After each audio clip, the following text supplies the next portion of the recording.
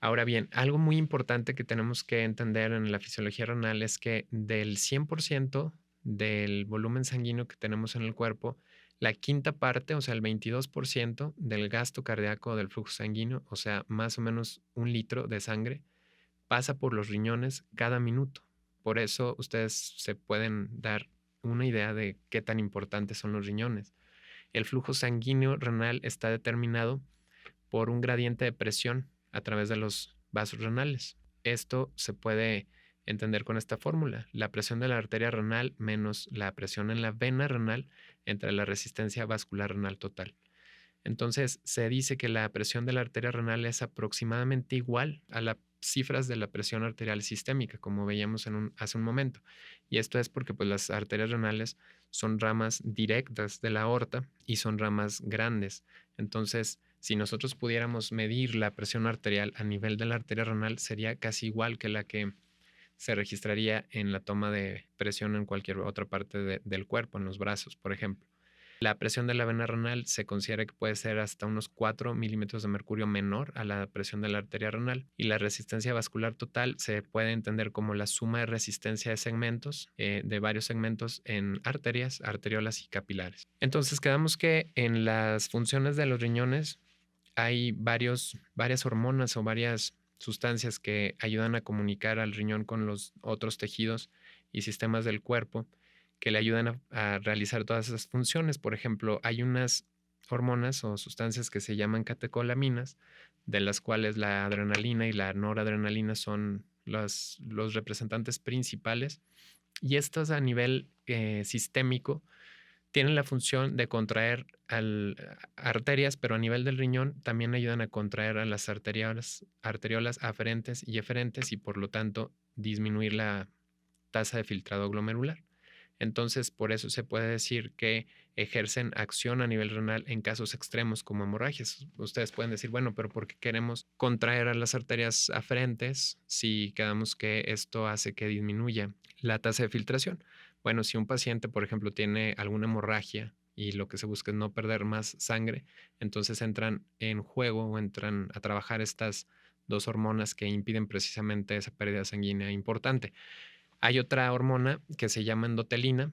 La endotelina se forma por las células endoteliales, por eso se llama así, que son las células que forman parte de los vasos sanguíneos en todo el cuerpo. Por eso aquí dice que se liberan en endotelio, principalmente endotelio lesionado.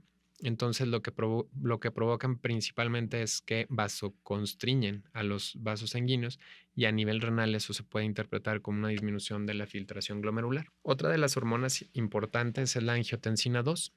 La angiotensina 2 tradicionalmente se entiende que es uno de los vasoconstrictores más potentes. Esto quiere decir que vasoconstriñen o cierran a la arteriola eferente, y podemos encontrar un aumento en los niveles de esta en casos en los que se ha disminuido la tensión arterial o el volumen sanguíneo está disminuido.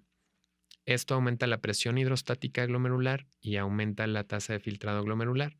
Entonces induce una reabsorción de sodio y de agua a nivel del túbulo, de tal manera que le ayuda al cuerpo a recuperar volumen y TA. El óxido nítrico tiene una función contraria a la endotelina. Quedamos ahorita que la endotelina servía como un vasoconstrictor muy potente, entonces el óxido nítrico también se deriva del endotelio, pero provoca lo contrario. O sea, este es un vasodilatador que también vasodilata los vasos renales. Entonces eso hace que haya una excreción normal de sodio y de agua.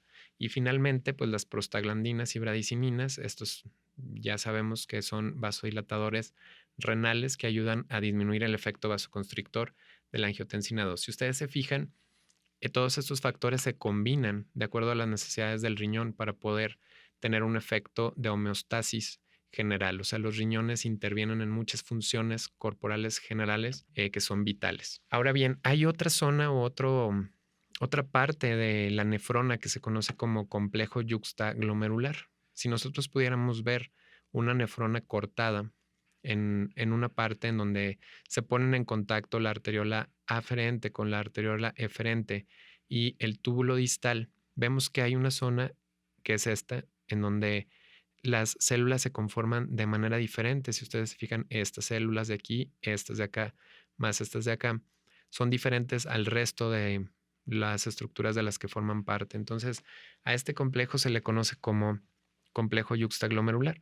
Las células de la mácula densa, que son estas que están aquí, nos sirven para percibir cambios en el volumen que llega al túbulo distal. O sea, el riñón, aparte de todo, tiene unos sensores muy especializados que nos ayudan a detectar algunos cambios mínimos para aumentar la reabsorción de sodio y de cloro en la rama ascendente del asa de Henle. Esto también nos ayuda a disminuir la resistencia de las arteriolas aferentes y, por lo tanto, como vimos hace un momento, aumentar la presión hidrostática para que mejore la fracción de filtración glomerular. Pero también nos ayudan a aumentar la liberación de renina angiotensina 2, que provoca a su vez una vasoconstricción en la arteriola eferente y eso aumenta la presión hidrostática también, resultando en una mejoría de la fracción o de la filtración glomerular.